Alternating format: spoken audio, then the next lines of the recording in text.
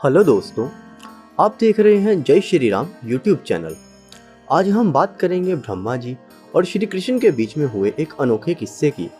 कैसे ब्रह्मा जी ने श्री कृष्ण की परीक्षा ली और कैसे श्री कृष्ण ने ब्रह्मा जी को अपनी लीला दिखाई और उनका घमंड तोड़ा, और साथ ही उनके आग्रह करने पर भगवान श्री कृष्ण ने उन्हें अपने विराट रूप के दर्शन करवाए। लेकिन इससे पहले अगर अभी तक आपने हमारा यूट्यूब चैनल सब्सक्राइब नहीं किया है तो जल्दी से सब्सक्राइब वाला बटन दबाइए और नोटिफिकेशन आइकन पर क्लिक करिए ताकि आपको हमारे लेटेस्ट वीडियो की नोटिफिकेशंस आती रहे। तो चलिए आपको लेके चलते हैं द्वापर युग के गोकुल में, जहाँ श्री कृष्ण अपनी बाल लीलाएं कर रहे हैं।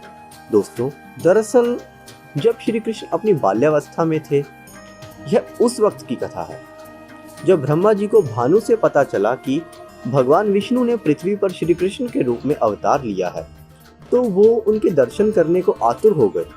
वह ब्रह्मलोक से अपने वाहन पर सवार होकर सीधा पृथ्वी पर आ गए। पृथ्वी पर उन्होंने मोर मुकुट को सिर पर धारण किए हुए एक बालक को देखा। वह बालक गायों और ग्वालों के साथ मिट्टी में खेल रहा था। उस बालक को साधारण बालकों की तरह देख ब्रह्मा जी असमंजस में पड़ गए और उनको लगा कि यह साधारण सा बालक संपूर्ण जगत के पालनकर्ता श्री हरि नारायण का अवतार कैसे हो सकता है। लेकिन तभी उन्होंने उस बालक के चेहरे पर एक अलग ही तेज देखा जो बहुत ही दिव्य प्रतीत हो रहा था। उसे देख ब्रह्मा जी ने कुछ देर तक सोचने के बाद उस बालक की परीक्षा लेने का विचार किया। इसके बाद ब्रह्मा जी ने सबसे पहले जो गायें वहां उस बालक के साथ थी उन्हें वहां से उठा लिया।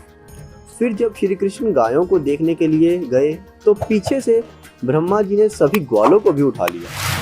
ब्रह्मा जी गायों और ग्वालों को अपने साथ ब्रह्मलोक ले गए। जब ये बात श्री कृष्ण को पता लगी तो उन्होंने ब्रह्मा जी का घमंड तोड़ने का निश्चय किया। वे अपने सभी दोस्तों और गायों का रूप धारण करके उनके घरों में रहने लगे। दिन बीते, महीने बीते और जब इस घटना को 1 साल बीत गया तब ब्रह्मा जी को अचंभा हुआ कि अपने ग्वाले दोस्तों और गायों के ना होने पर श्री कृष्ण ने कोई प्रतिक्रिया क्यों नहीं की। कुछ समय बाद जब ब्रह्मा जी धरती लोक वापिस आए तो वह स्थिति को देखकर चौंक गए। उन्होंने देखा कि जिन गायों और ग्वालों को वह अपने साथ ब्रह्मलोक ले गए थे वे सभी कृष्ण जी के साथ पृथ्वी पर खेल रहे थे। फिर उन्होंने ध्यान लगाया और ब्रह्मलोक की स्थिति जानने की कोशिश की। उन्होंने देखा कि वे सभी गायों और ग्वालों तो वही ब्रह्मलोक में है। इसके बाद श्री कृष्ण स्वयं ही ब्रह्मा जी बनकर ब्रह्मलोक में चले गए और द्वारपालों से यह कह दिया कि काफी नकली ब्रह्मा बनकर घूम रहे हैं, तो ध्यान रखना कि किसी भी नकली ब्रह्मा को अंदर आने मत देना।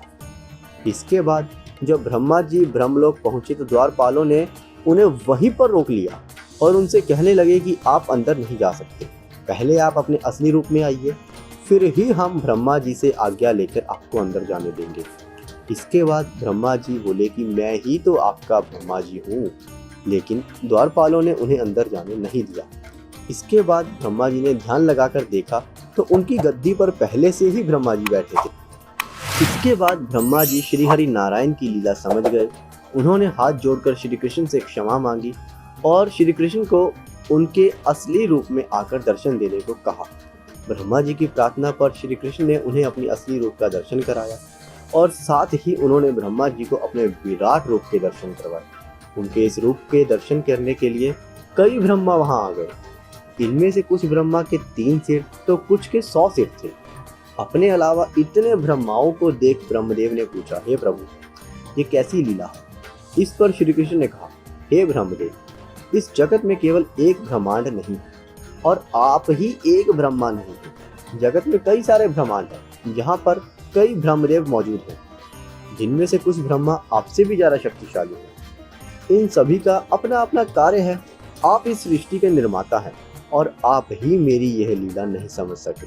यह सुनकर ब्रह्मदेव ने अपना शीश झुका लिया और उन्हें नमस्कार किया। दोस्तों, इस कहानी में बस इतना ही।